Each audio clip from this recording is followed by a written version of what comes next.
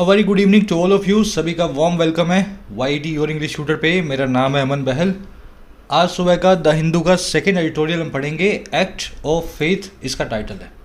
Article बहुत interesting है, एक कंट्रोवर्शियल इशू के ऊपर लिखा हुआ है, कर्नाटका का नया एंटी कन्वर्जन लॉ, जहाँ पे इंटरफेथ मैरिजेस जो कि हिंदू मुस्लिम्स या मुस्लिम क्रिश्चियंस के बीच में होती हैं, अब उनको गैर कानूनी करार देने का प्लान किया जा रहा है। चलिए शुरू करते हैं। फुल ऑफ लर्निंग लेसन है आर्टिकल। आपको बहुत सारी ग्रामर, वोकैब, स्ट्रक्चर्स मिलेंगी और जो भी आज आप अगले आधे घंटे में सीखोगे, you will apply that knowledge on this quiz. पूरे मन से सीखो, 5 में से 5 मार्क्स लो। क्लास के लास्ट में क्विज का मैं आपको सोल्यूशन करवा देता हूँ। चलिए शुरू करें, आइए कुछ नया सीखते हैं।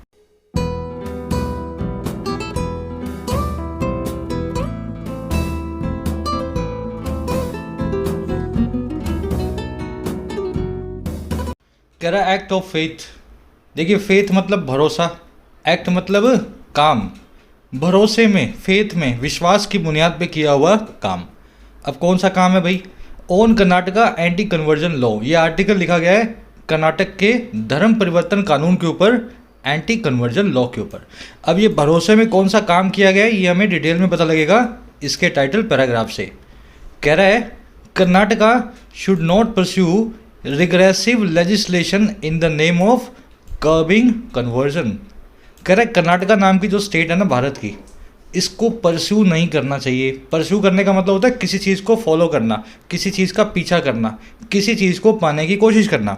तो कर्नाटका को फॉलो या चेज नहीं करना चाहिए दकियानुसी यानी कि रिग्रेसिव यानी कि पीछे ले जाने वाले लेजिस्लेशन को। और किस नाम पे? इन द नेम ऑफ, नाम पे कर्ब करने के, कन्वर्जन को कंट्रोल करने के, धर्म परिवर्तन को। तो धर्म परिवर्तन के नाम पे ऐसे लॉज मत बनाओ जो अपने आप में रिग्रेसिव हो, दकियानुसी हो, 21वीं सदी में 12वीं सदी की बात करते हो। आया समझ में? डिटेल में आपको आगे पता लगेगा लॉ क्या है। कर्नाटका आपका सब्जेक्ट है, शुड नॉट परस्यू इसकी वर्ब है। ध्यान रखें, स्टेट्स के नाम, सिटीज़ के नाम, गली मोहल्लों, कॉन्टिनेंट्स, किसी भी जगह के नाम के आगे द आपको नहीं लगाना होता, ठीक है ना। तो द कर्नाटका मत लिखाना, स्टेट है इंडिया की, कर्नाटका बिना द के आप लिखोगे। अब ये वर्ड्स देख लेते हैं अपने सारे। परस्यू मैंने आपको बता दिया, चेज करना, फॉलो करना। रिग्रेसिव, ये वर्ड आप देखते हो प्रोग्रेसिव। प्रोग्रेसिव मतलब जो प्रोग्रेस करवाए, जो हमें आगे लेकर के जाए। रिग्रेसिव इसका बिल्कुल उल्टा है, जो आगे ले जाने की बजाय पीछे लेकर के आए, वो है रिग्रेसिव। इसको आप रेट्रोग्रेड या रेट्रोग्रेसिव भी बोल सकते हैं, ठीक है ना। प्रोग्रेसिव मतलब आगे ले जाने वाला, रिग्रेसिव रेट्रोग्रेसिव मतलब दकियानुसी, पीछे लाने वाला। कर्ब करना, कंट्रोल करना, किसी चीज़ को अपने नियंत्रण में लाना, रेन इन करना, कर्ब के सिनोनिम्स है। इन द नेम ऑफ मतलब के नाम पर। अच्छा, लेजिस्लेशन, मैं आपसे बार बार पूछता हूँ ये कॉन्सेप्ट, क्योंकि बार बार एग्जाम में भी आता है। आपको लेजिस्लेशन, ये एक ऐसा नाउन है जो दिखने में काउंटेबल लगता है लेकिन है अनकाउंटेबल। लेजिस्लेशन के आगे कभी भी आप एस नहीं लगाते हो, है ना। अब फटाफट से, ये कॉन्सेप्ट कई बार कर चुके हो, 10 ऐसे नाउन्स अभी याद करो जिनके आगे आप कभी भी एस नहीं लगा सकते हो। कुछ एक मैं लिख देता हूँ, ब्रेड है, पेपर है, इक्विपमेंट है, ठीक है ना। आपको 10 नाउन्स याद करने हैं। अब कई बार हो चुका है ये कॉन्सेप्ट, वीक में 2 बार करवा रहा हूँ, गलती नहीं करनी है। जिनको आता है अच्छे से डालना कमेंट सेक्शन में, जिनको नहीं आता वो कमेंट्स में जाके कमेंट्स को पढ़ें। चलिए आगे बढ़ते हैं। आज के आर्टिकल की वोकैबुलरी थोड़ी सी हैवी है, फटाफट अपने वोकैबुलरी की तरफ बढ़ेंगे, देख लेते हैं सारी एक साथ में। चलिए, ये अपनी वोकैब शीट है, सारे नए और पुराने वर्ड्स इसी शीट में आपको मिलेंगे। रोज़ मैं इसको अपडेट करता हूँ, लास्ट में नए वर्ड्स को ऐड कर देता हूँ। तो आज के वर्ड्स कौन से भाई? पहला तो यही है रेट्रोग्रेस, अभी मैंने आपको बताया था, किसी चीज़ का पीछे आना, किसी चीज़ का पुरानी अवस्था में आना, है ना। 21वीं सदी में 12वीं सदी का काम हो जाना रेट्रोग्रेशन कहलाता है। जैसे कोविड-19 has cause the world economy to retrogress to where it was a decade ago. Covid ने कोज कर दिया है पूरी दुनिया की इकोनॉमी को, वर्ल्ड इकोनॉमी को रेट्रोग्रेस करने में, पीछे आने में। और कहाँ पे? एक ऐसी जगह पे जहाँ पे 10 साल पहले अ डेकेड अगो ये हुआ करती थी। समझ गए ना। तो प्रोग्रेस का बिल्कुल उल्टा रेट्रोग्रेस। इसको डिटेरियोरेट, रेट्रोग्रेड या रेट्रो रिग्रेस भी बोलते हैं। अपना आज का अगला वर्ड है टेम्पटेशन। टेम्पटेशन का मतलब होता है आकर्षण किसी चीज़ का, और बहुत ज़्यादा आकर्षण, है ना, छोटा मोटा नहीं, बहुत ज़्यादा, बहुत हैवी जो है attraction. The fair was full of temptations for little kids. जो मेला था वो फुल ऑफ था टेम्पटेशंस के अट्रैक्शंस के छोटे बच्चों के लिए। मेले में जगह जगह छोटे बच्चों के लिए खाने की दुकानें, झूले की दुकानें, है ना। तो इस तरह का मेला था जहाँ पे बच्चों को बड़ा ज़्यादा टेम्पटेशन होता है। अब देखो ये टेम्पटेशन जो है ना, इसी का सिनोनिम है एंटाइसमेंट और एल्यूरमेंट। एल्यूरमेंट है ना, एल्यूरमेंट को आज आप आर्टिकल में देखेंगे। बहुत ज़्यादा हैवी अट्रैक्शन कहलाता है एल्यूरमेंट। चलिए, बेलिजरेंट ये नया वर्ड अपने लिए। बेलिजरेंट का मतलब होता है हाईली एग्रेसिव, बहुत ज़्यादा वायलेंट, है ना। A belligerent crowd of thousands stopped several trains in agitation. एक बेलिजरेंट क्राउड ने, एक वायलेंट क्राउड ने, भीड़ ने जो हज़ारों की थी, उन्होंने कई ट्रेन्स को रोका एजिटेशन करते हुए। ठीक है ना, तो एजिटेशन कर रहे थे, धरना कर रहे थे, पटरी पे बैठ गए। अपने इंडिया में तो आम बात है ना ये। तो उन्होंने कई ट्रेन्स को रोका। तो बेलिजरेंट हाईली एग्रेसिव। अब इसको बेलिकोस बोलते हैं, होस्टाइल बोलते हैं, एंटागोनिस्टिक बोलते हैं, वायलेंट बोलते हैं, सब के सब बेलिजरेंट के सिनोनिम है। अब ध्यान रखें, नाउन और एडजेक्टिव फॉर्म में फ़र्क करना सीखें। बेलिजरेंट एक एडजेक्टिव है, क्राउड के आगे लगा है, नाउन के आगे लगा है, एडजेक्टिव का काम कर रहा है। लेकिन इसकी नाउन फॉर्म होती है बेलिजरेंस। इसका मतलब होता है वायलेंस, आपके अंदर की हॉस्टिलिटी, आपके अंदर का एग्रेशन। नाउन और एडजेक्टिव दोनों अलग हैं, दोनों फॉर्म्स को आपको वर्ड्स की सीखना चाहिए। एक और वर्ड है अपने पास आज, रैम्पेंट। पुराना ही वर्ड है। अनकंट्रोलेबल हो, अनरिस्ट्रेंड हो, जिसके ऊपर लगाम ना लगी जा सके, rampant. The allegation of rampant corruption made the minister resign. जो एलिगेशंस थे, जो आरोप थे धड़ल्ले से होने वाले करप्शन के, अनकंट्रोलेबल करप्शन के, उन्होंने मिनिस्टर को रिजाइन करने पे मजबूर किया। मेड नाम की पॉजिटिव वर्ब को यहाँ पे यूज़ किया गया है ना, किसी को किसी काम पे मजबूर करना। Made the minister resign. अब इसको अनचेक्ड बोलेंगे, अनबिडल्ड बोलेंगे, एक्सेसिव बोल सकते हैं रैम्पेंट को, रैम्पेंट नाम के वर्ड को। आर्टिकल में आज आप देखेंगे इसको। लास्ट वर्ड है अपना, ये आज का नया वर्ड है, जॉपर्डी। जॉपर्डी का मतलब होता है रिस्क या डेंजर, बहुत ज़्यादा खतरा। Recessions can put thousands of jobs in jeopardy. Recession जो होते हैं, मंदियाँ जो होती हैं, वो हज़ारों जॉब्स को, नौकरियों को खतरे में डाल सकती हैं। Can put thousands of jobs in Jeopardy. तो जेपर्डी को पेरिल भी बोलते हैं। आज इस जेपर्डी नाम के वर्ड को आप देखेंगे, इसकी वर्ब फॉर्म होती है जेपोडाइज, किसी को खतरे में डालना। अगर काम करना हो तो जेपोडाइज, और खतरे की बात करनी हो तो जेपर्डी। चलिए, रिवीजन अपना कंटिन्यू रखें। संडे सैटरडे को क्लासेज आ रही हैं रिवीजन की, एडवांस वोकैब की, जरूर से उनको फॉलो किया करो। अब अपने आर्टिकल की ले लेते हैं समरी, किस बारे में लिखा हो अपने को लग जाए एक आइडिया। उससे पहले ऐड करना चाहूँगा, आप भारत के किसी भी कॉम्पिटिटिव एग्जामिनेशन की तैयारी कर रहे हो तो मॉक टेस्ट के लिए मैं आपको रिफ़र करूँगा टेस्टबुक.com। इसकी खूबी क्या है, इंडिया का लीडिंग ब्रांड है, सबसे बड़ा नाम है मॉक टेस्ट की इंडस्ट्री के अंदर। साथ में इसमें सभी एग्जाम्स का एक सिंगल पैकेज बना हुआ है। आप चाहे एसएससी की तैयारी कर लो, बैंक की कर लो, यूपीएससी की कर लो, स्टेट एग्जाम्स की, तो 400 एग्जाम्स इसमें कवर हो जाते हैं एक ही पैकेज में। 26,000 मॉक टेस्ट हैं। अब ये सभी 400 एग्जाम्स के 26,000 मॉक टेस्ट सिंगल पैकेज में मिलते हैं 399 में 1 साल के लिए, 699 में 3 सालों के लिए। लेकिन इस प्राइस पर डिस्काउंट ले लेना, कोड लगा लेना YT10। जैसे ही कोड लगाओगे 399 वाला 280 में, 699 वाला 490 में आपको मिल जाएगा 30% डिस्काउंट के साथ। लिंक डाल रहा हूँ कमेंट सेक्शन में ऐप का। मैं टेक्स्ट बुक का लाइफ टाइम पास अगर आप 31 दिसंबर तक लेते हैं तो 1 साल की ग्रुप डी की क्लासेस फ्री ऑफ कॉस्ट आपको मिल जाती हैं 31 दिसंबर तक बाय करने पे। ठीक है, चलिए समरी बहुत सीधी सी है। अपने देश में जबरन किसी का धर्म परिवर्तन करवाना गलत है, इलीगल है। आप किसी को ज़बरदस्ती मुसलमान से हिंदू या हिंदू से क्रिश्चियन नहीं बना सकते हो जब तक उस आदमी का खुद का एग्रीमेंट ना हो। अब ये लॉ तो ठीक है, किसी से ज़बरदस्ती नहीं करवाना चाहिए, लेकिन इस लॉ की बिना पे, इसका फ़ायदा उठा के कुछ दकियानूसी स्टेट्स जो है हमारी कंट्री की, वो ऐसे लॉज बनाती हैं जैसे कि इंटरफेथ कपल्स पे भी ये लॉ लागू हो जाएगा। मान लो लड़का लड़की ने शादी की है, अलग अलग रिलीजन्स के हैं, अगर लड़की के घर वाले जाकर के शिकायत करते हैं कि हमारी लड़की का ज़बरदस्ती लॉ कन्वर्जन करवाया गया है, तो वो शादी भी टूट जाएगी। तो इस लॉ का मिसयूज़ करती हैं हमारी कंट्री की कुछ स्टेट्स। अब उन स्टेट्स की लिस्ट में शुमार हो गया है कर्नाटका। इसने भी अपना एक लॉ बना दिया है जहाँ पे इंटरफेथ कपल्स को ये टारगेट करेगा। हमारा आर्टिकल ये कह रहा है कि सबसे पहली अनफॉर्चुनेट बात यह है कि कर्नाटका जैसी लिबरल स्टेट इस काम को कर रही है, बहुत गलत है।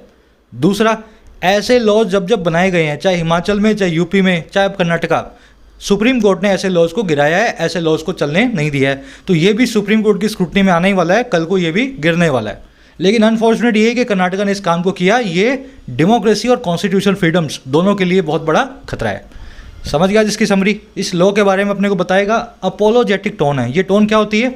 जब आप अनफॉर्चुनेट बताते हो किसी चीज़ को, किसी चीज़ पे बड़ा आप कहते हो ना बड़ा दुख है मुझे इस बात पे, है ना, तो जब आप दुख बताते हो किसी चीज़ पे जताते हो तो आप अपोलोजेटिक टोन में उस आर्टिकल को लिखा हुआ समझते हो। चलिए शुरू कर लें आर्टिकल को। अपनी ऐप को डाउनलोड नहीं किया तो जरूर से कर लेना प्ले स्टोर से, और iOS दोनों पे अवेलेबल है। ऐप पे क्वालिटी कोर्सेज मिल रहे हैं अफोर्डेबल प्राइसेस में। बैंकिंग के 1 साल के कोर्स पे भी सेल चल रही है, 475 में मिल रहा है 1 साल का कोर्स। प्रीलिम्स और मेंस दोनों की है ना तैयारी इसमें करोगे। वैसे ही आपको राइटिंग स्किल्स का कोर्स भी 475 के लिए मिल रहा है आज रात 12 बजे तक। इसका फ़ायदा भी उठा सकते हो। 699 वाला कोर्स 475 रुपये में। कोई भी क्वेरी हो ऐप रिलेटेड इस नंबर पर आप मुझे व्हाट्सअप करें, आपको रिप्लाई मिल जाएगा कुछ घंटों में। चलिए शुरू करें। कह रहा it is unfortunate that Karnataka has joined the band of states that want to enact regressive laws aimed at policing the private lives and beliefs of citizens in the name of preventing unlawful conversions. सबसे पहले बता रहा है हुआ क्या है। कह रहा बड़ा ही अनफॉर्चुनेट है, बड़ी ही दुख भरी बात है, बड़ा अफसोस है इस बात का। किस चीज़ का भाई? जो कर्नाटका नाम की स्टेट है ना अपनी, उसने ज्वाइन कर लिया है इस लिस्ट को, इस बैंड को, इस ग्रुप को। बैंड मतलब ग्रुप। अच्छा किस कैटेगरी में आ गए भाई, किस ग्रुप में? उन स्टेट्स के, उन राज्यों के जो चाहती हैं, वांट करती हैं कि वो इनेक्ट करें, वो लेकर के आएँ रिग्रेसिव लॉज को, ऐसे कानूनों को जो बड़े दकियानूसी हैं। और कैसे कानून हैं भाई? दकियानूसी तो हैं ही। ये वो हैं जो एम्ड एट हैं, जिनका निशाना है पॉलिसिंग करने का, कंट्रोल करने का। पॉलिसिंग मतलब पुलिस वाला बन के कंट्रोल करना, ऐसा समझ लो है ना। पॉलिसिंग करना, कंट्रोल करने का लोगों की निजी जिंदगियों को, प्राइवेट लाइफ्स को और बिलीव्स को, लोगों के विश्वास को, यकीन को, और किनके? सिटीजन्स के। अच्छा किस बिना पे? इन द नेम ऑफ, इस नाम पर, जो नाम है रोकने का, गैर कानूनी धर्मांतरण को, अनलॉफुल कन्वर्जेंस को।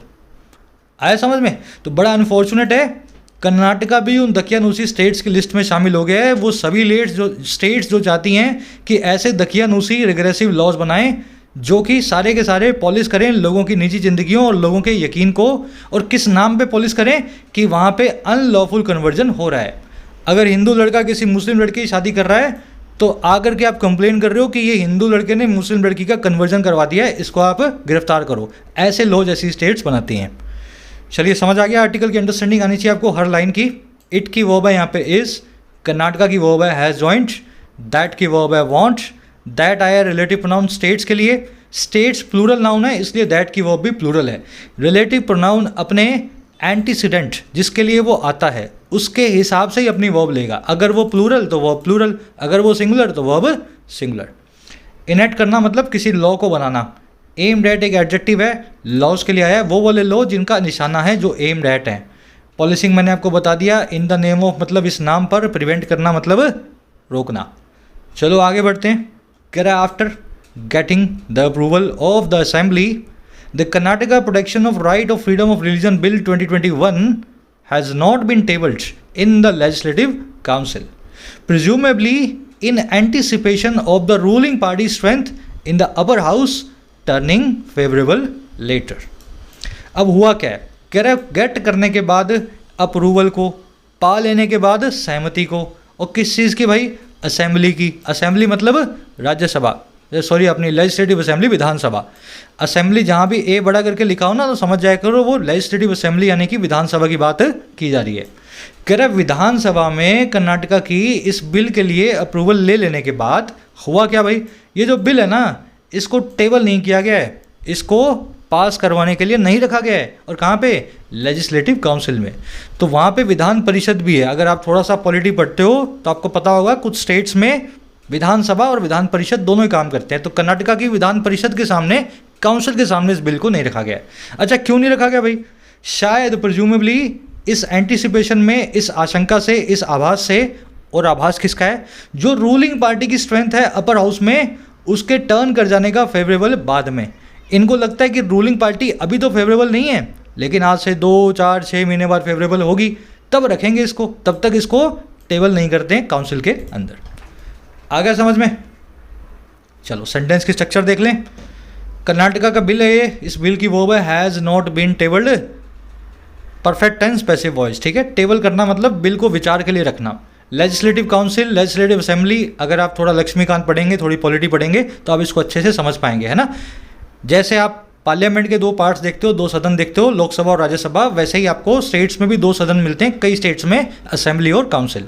कर्नाटका उन्हीं में से एक स्टेट है। प्रिज्यूमेबली मतलब परहैप्स, शायद इसको आप बोल सकते हो। एंटीसिपेशन का मतलब होता है आभास। इसको पॉजिटिव और नेगेटिव दोनों ही फॉर्म्स में यूज़ करते हैं, इन एंटीसिपेशन ऑफ समथिंग। मैं आपको यूज़ करके दिखा देता हूँ। Citizens were seen buying essentials in anticipation of more lockdowns. नागरिक दिखाई दिए बाय करते हुए इसेंशियल्स को, जरूरी चीज़ों को, आभास से और ज़्यादा लॉकडाउन्स के। तो उनको डर था और लॉकडाउन ना लग जाएं, उसकी एंटीसिपेशन में वो कुछ चीज़ें बाय कर रहे थे, घर के लिए राशन खाने का सामान खरीद रहे थे। लेकिन इसको पॉजिटिव फॉर्म में भी यूज़ कर सकते हो। She has started celebrating in anticipation of good result this year. उसने जश्न मनाना शुरू कर दिया है, सेलिब्रेट करना शुरू कर दिया है आभास से अच्छे रिजल्ट का इस साल। तो इस साल उसको लगता है रिजल्ट अच्छा आएगा, उसने पहले से ही सेलिब्रेशन वाले मूड में वो आ गई है। तो अच्छा या बुरा किसी भी चीज़ का आपको आभास होता हो, आपको लगता हो कि ऐसा होने वाला है, तो एंटीसिपेशन नाम के वर्ड से आप उसको बताते हैं, इन एंटीसिपेशन ऑफ समथिंग। बस ध्यान यही देना, अच्छा और बुरा दोनों चीज़ों के लिए इसको यूज़ करें। चलिए आगे बढ़ते हैं। काउंसिल के आगे, असेंबली के आगे हमेशा द लगाएं। पार्लियामेंट के आगे द नहीं आता। राज्यसभा, लोकसभा, काउंसिल, असेंबली हमेशा अपने आगे द को देती हैं। While several states have laws that criminalize conversions on the basis of force, fraud, or inducement or allurement, the trend has been to include marriage as an illegal means of conversion. कह रहे जहाँ दूसरी कई states ने ऐसे laws रखे हुए हैं, हैव द लॉज, और कौन से लॉज भाई, जो क्रिमिनलाइज करते हैं, जो कि गैर कानूनी बनाते हैं धर्मांतरण को, कन्वर्जन को आधार पे। अच्छा, किस किस के आधार पे? एक तो जोर ज़बरदस्ती के, फोर्स के, दूसरा धोखाधड़ी के आधार पे, फ्रॉड के, और तीसरा इंड्यूसमेंट या अल्यूरमेंट के आधार पे। अल्यूरमेंट का मतलब होता है एंटाइसमेंट, टेम्पटेशन, आजा मेरे रिलीजन में आजा, ऐसा ऐसा होगा, है ना। और इंड्यूसमेंट का मतलब होता है किसी को इंसेंटिव देना, पैसे देना कि चल तू मुस्लिम बन जा, चल तू क्रिश्चियन बन जा, चल तू हिंदू बन जा, है ना। तो कई सारी स्टेट्स में ऐसे लॉज बने हुए हैं जहाँ पे इन सब कामों को करके किसी का धर्मांतरण आप करवाते हो तो वो स्टेट्स इसको क्रिमिनल एक्टिविटी मानती हैं। कह रहा है वहीं पे हुआ क्या? कह रहा है आजकल जो ट्रेंड है, जो रुझान है, वो हैज़ बीन, वो रहा है इंक्लूड कर लेने का शादी को भी एक गैर कानूनी उपाय के तौर पे, मीन्स के तौर पे कन्वर्जन को। तो आजकल ऐसे जब भी लॉज बनते हैं उसमें वो शादी का भी लिख देते हैं कि अगर किसी की शादी इस तरीके से हुई हो और उसमें शिकायत आ जाए कि शादी के अंदर फोर्स था, फ्रॉड था, या इंड्यूसमेंट था, एल्यूरमेंट था, तो हम वहाँ पे धर्म कन्वर्जन का जो है, रिलीजन कन्वर्जन का केस लगा देंगे। ऐसा भी हो रहा है। आया समझ में? स्टेट्स की वर्ब है हैव, दैट की वर्ब है क्रिमिनलाइज, ट्रेंड की वर्ब है परफेक्ट टेंस में हैज़ बिन। इंड्यूसमेंट आपको बता दिया, किसी को इंसेंटिव देना, पैसे देना, इंड्यूस करना कि कर ले भाई। अल्यूरमेंट का मतलब होता है बिना बात ही किसी को आकर्षित करना, इंटाइज करना, बरगलाना कि इस रिलीजन में ऐसा होता है, यहाँ आ जाओ। अच्छा, एज अ मीन्स ऑफ या एज अ मीन्स टू, ये दो फ्रेजेस होते हैं, दोनों का मतलब होता है इस तौर पे, इस उपाय पे। इनके बाद में नाउन या जिरेंट को आप लगाएंगे। मैं आपको यूज़ करके दिखा देता हूँ ताकि अंडरस्टैंडिंग आपकी आए।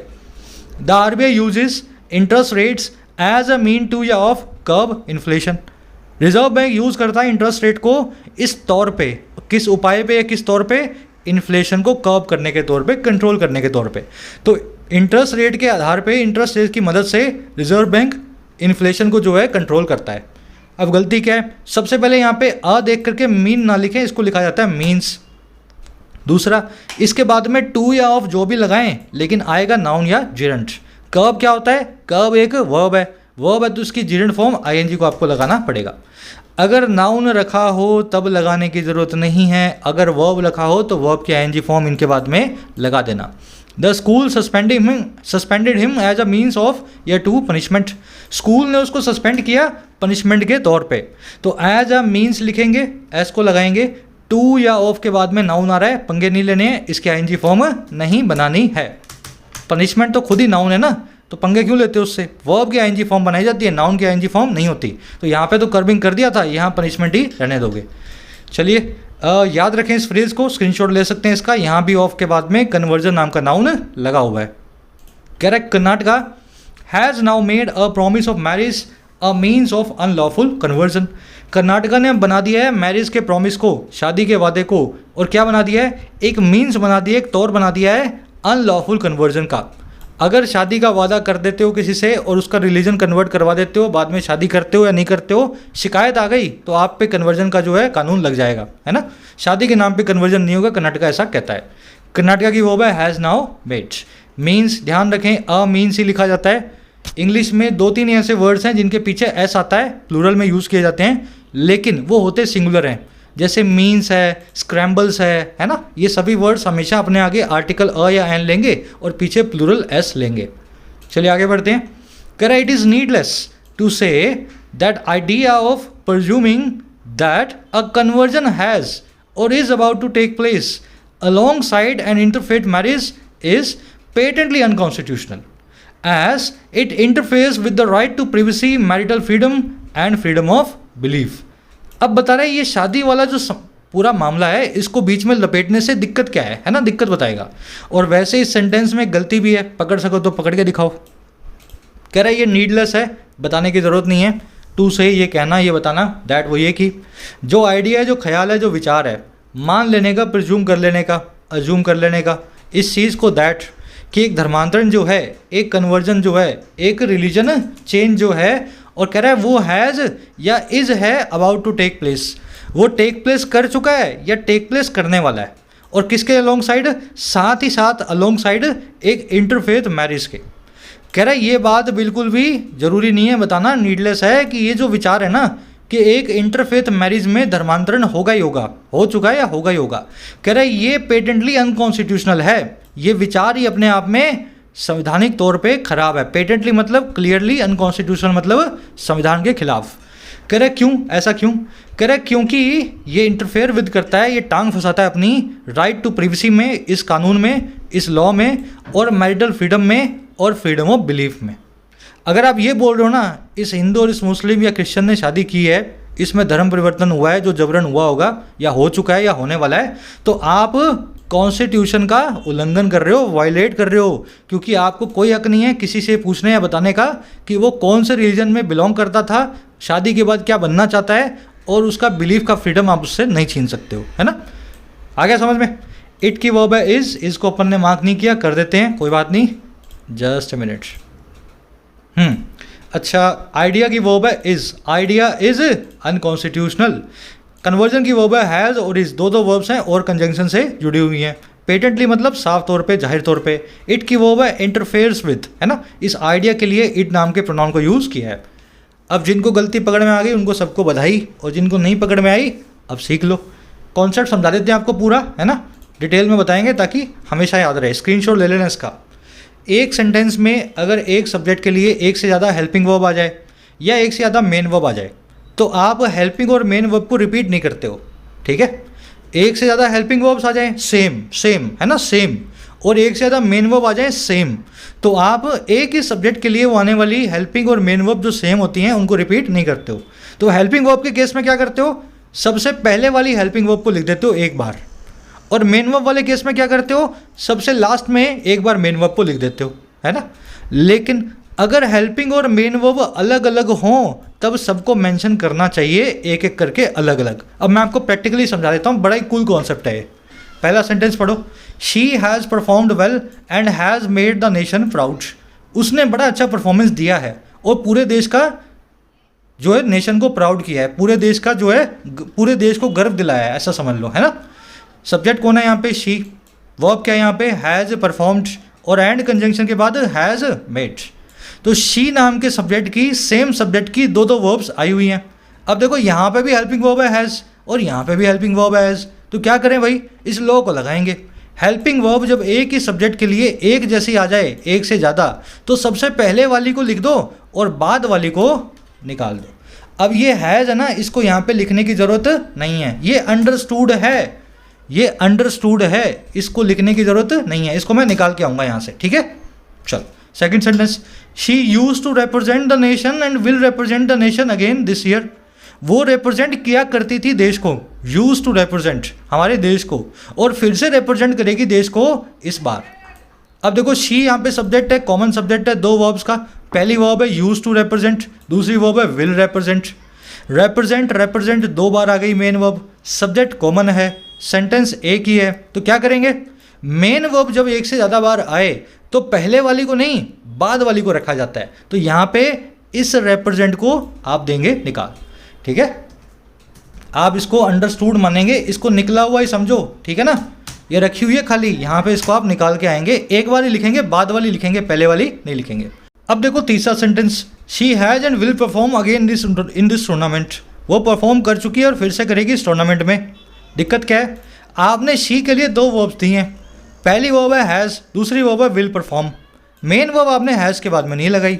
इसका मतलब पता क्या है, इसका मतलब ये है, ये जो परफॉर्म वर्ब है वो यहाँ पे भी अंडरस्टूड है, तो मैं क्या कर देता हूँ, यहाँ पे लिख देता हूँ परफॉर्म इस फॉर्मूला के हिसाब से।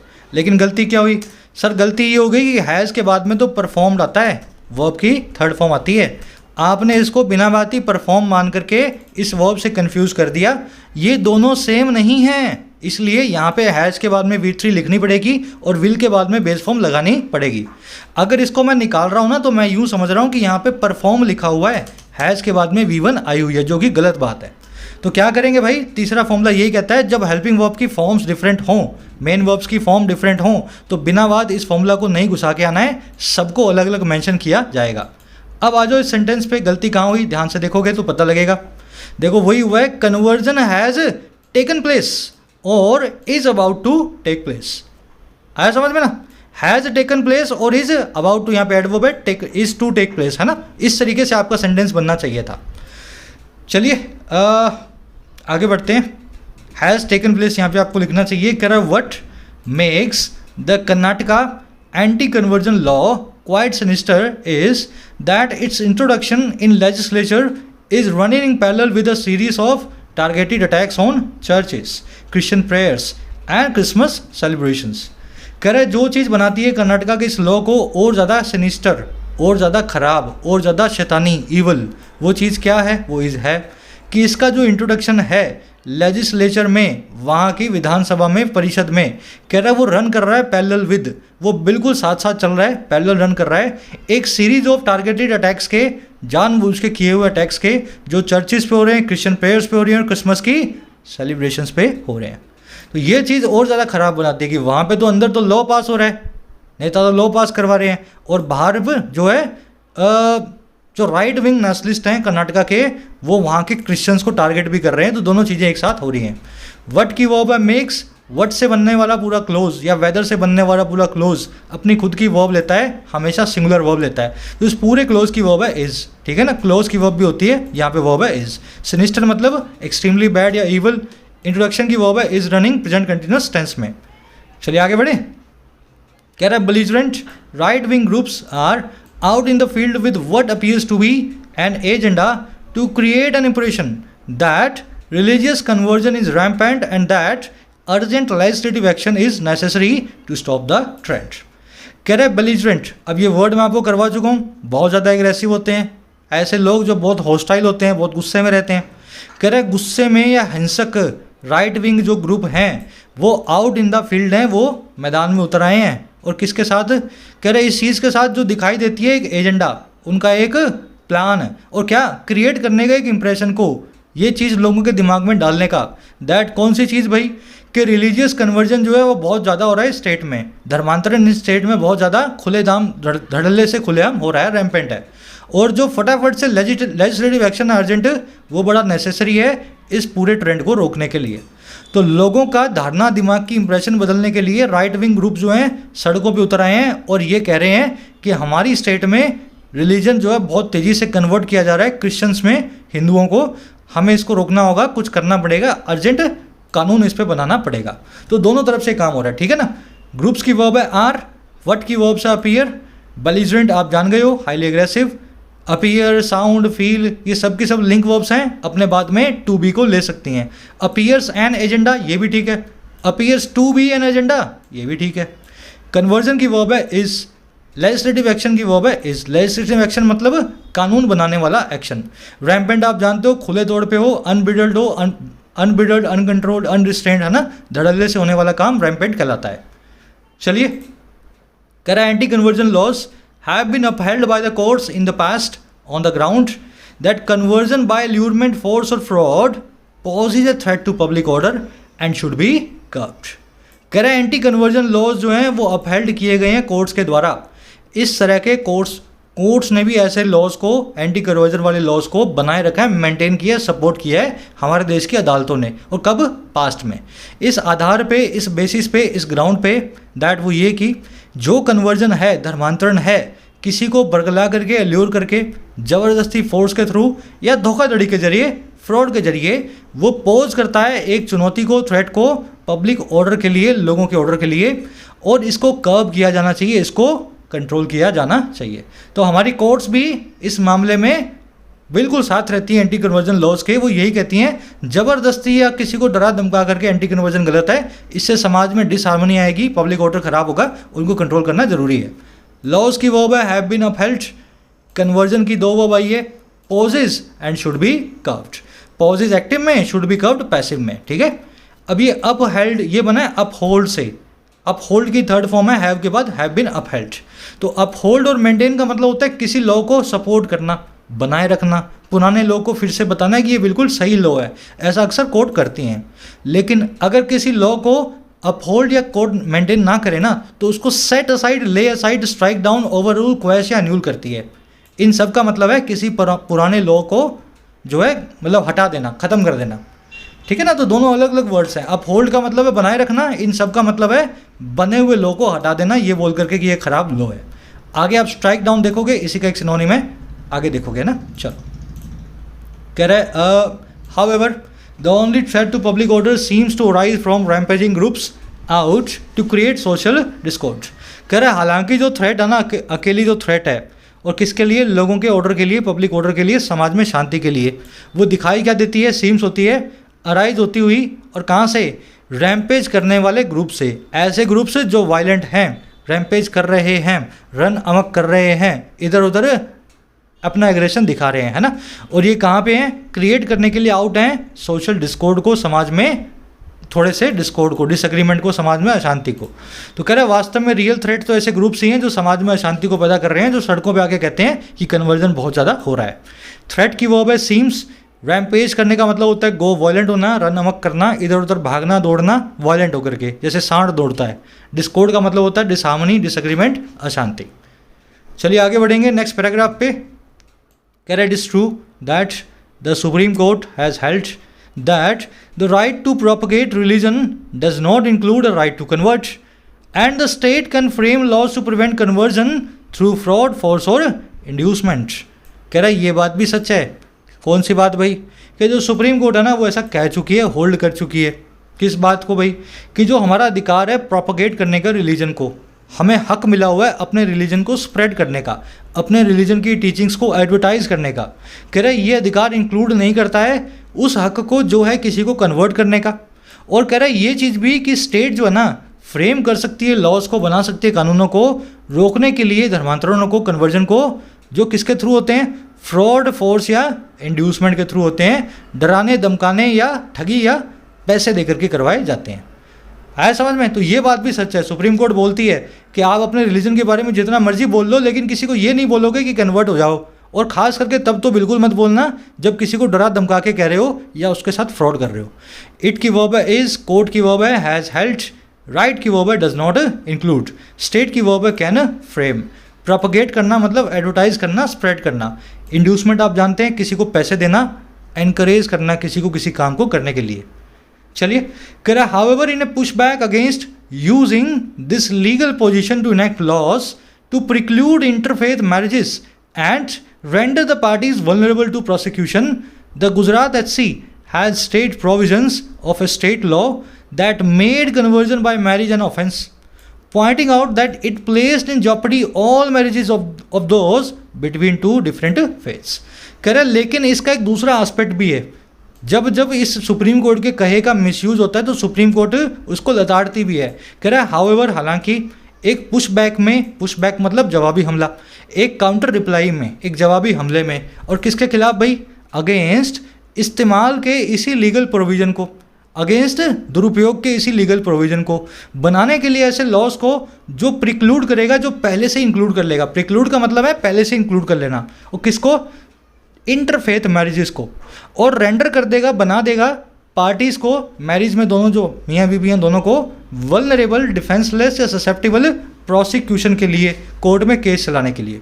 तो कह रहा है हालांकि एक जवाबी हमले के दौरान, और जवाबी हमला था इस तरह के इस्तेमाल के खिलाफ जिसमें आप ऐसा लॉज बना देंगे जिसमें शादियां भी इसी लॉ के अंदर आ जाएंगी और शादी करने वाले जोड़ों को आप कोर्ट में ले आएंगे और घसीट करके बोलेंगे कि आपने धर्मांतरण कैसे किया। कह रहा है ऐसे एक दुरुपयोग या मिसयूज़ के सामने गुजरात की हाई कोर्ट ने स्टे कर दिया था ऐसी प्रोविजंस को, इस स्टेट की गुजरात की ऐसे लॉ की जो बनाता था कन्वर्जन को शादी के जरिए एक ऑफेंस, एक जो है गैर कानूनी अपराध।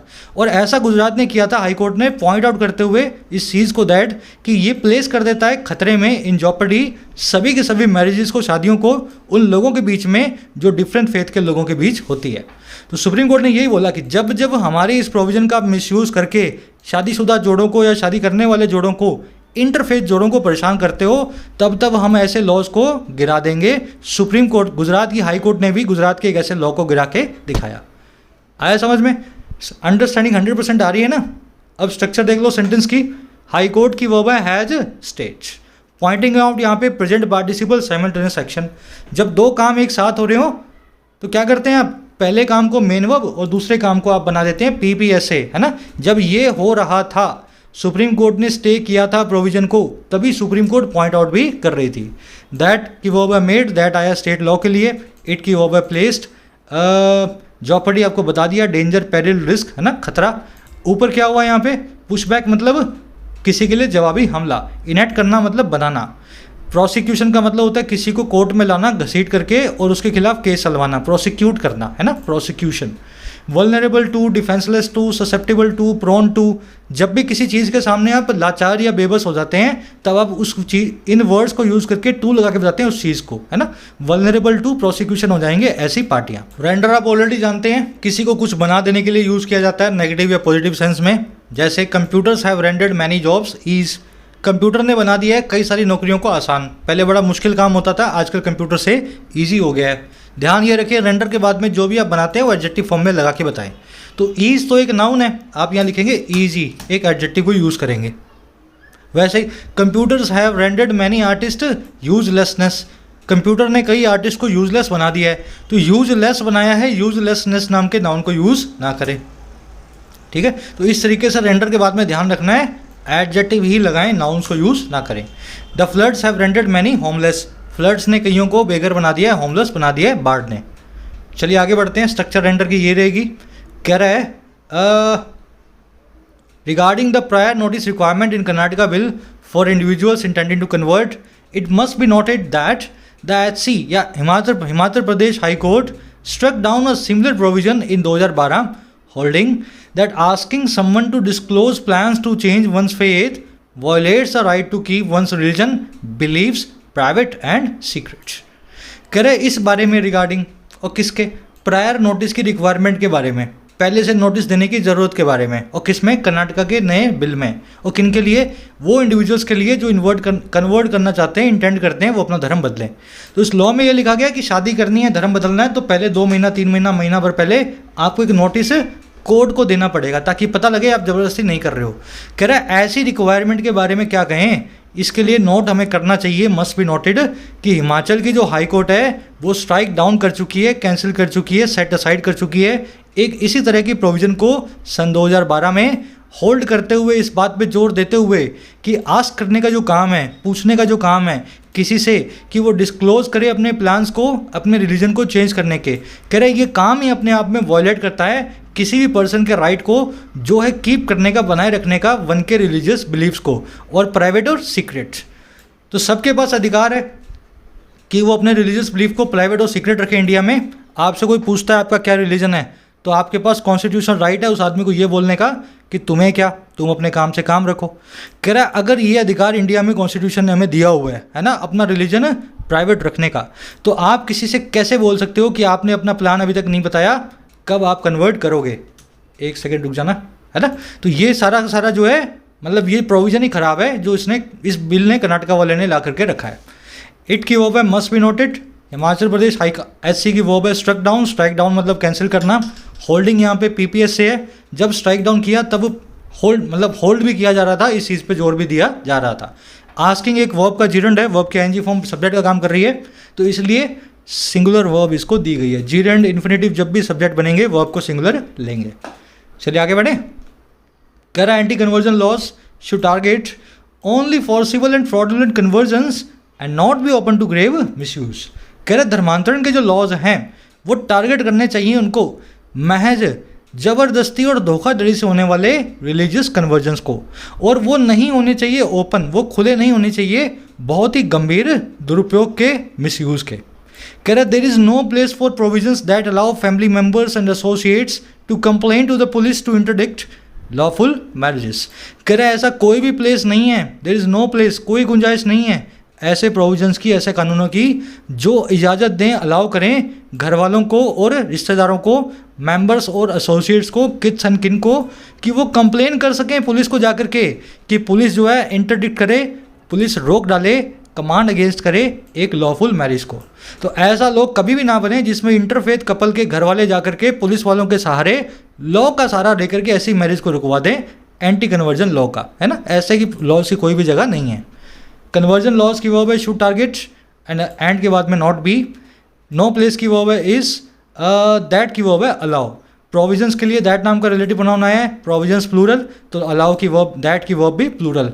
अच्छा, कंप्लेन आप जानते हैं एक वर्ब है, अगर शिकायत की बात करोगे नाउन फॉर्म में तो पीछे टी लग जाएगा, कंप्लेंट, है ना। कंप्लेन वर्ब है और कंप्लेंट एक नाउन है, याद रखें। इंटरडिक्ट का मतलब होता है किसी चीज़ को रोकना, किसी चीज़ को अलाउ ना करना, डिसअलाउ करना, प्रोहिबिट करना, प्रोस्क्राइब करना। चलिए, कह रहा such laws will plunge society into regressive medievalism. कह रहा ऐसे लॉज प्लंज कर देंगे, नहर में डुबो देंगे। प्लंज का मतलब होता है डुबो देना, है ना।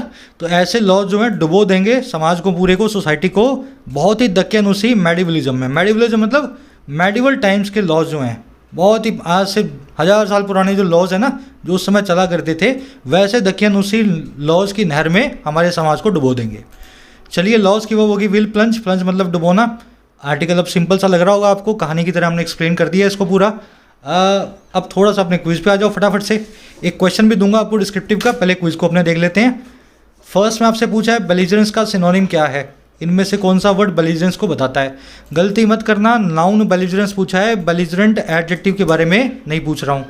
तो जो सिनोनिम होगा वो बेलिजरेंट एडजेक्टिव का नहीं, बेलिजरेंस नाउन का होगा। तो बेलिकोज मत लगाए ना, ध्यान से देख लेना चारों में से कौन बेलिजरेंस का सिनोनिम है। नाउन से नाउन को ही मैच करवाना, ठीक है।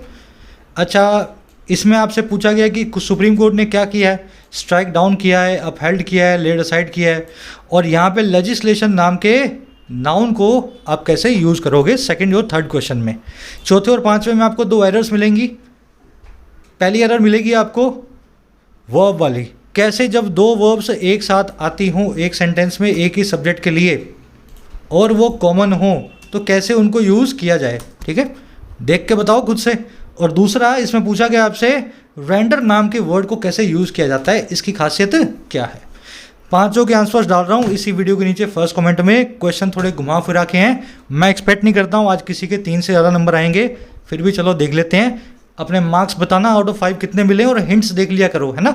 क्वेश्चन के आगे मैं हिंट भी डालता हूँ आंसर के आगे, अब मैच भी किया करो क्यों मेरा आंसर गलत है। एक क्वेश्चन दे रहा हूँ डिस्क्रिप्टिव का।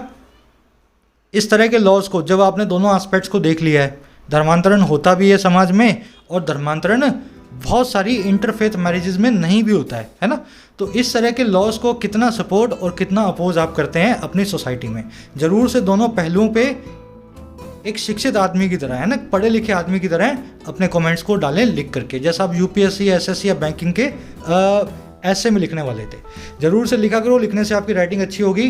कोर्सेज रिलेटेड कोई भी क्वेरी हो, आज रात तक आपको मिल रहा है डिस्काउंट, एसएससी पे भी, बैंकिंग पे भी, और जो है आपके राइटिंग स्किल्स के कोर्स पे भी। दोनों कोर्स फ्लैट 475। कोई भी क्वेरी हो इस नंबर पे आप मुझे बता सकते हैं।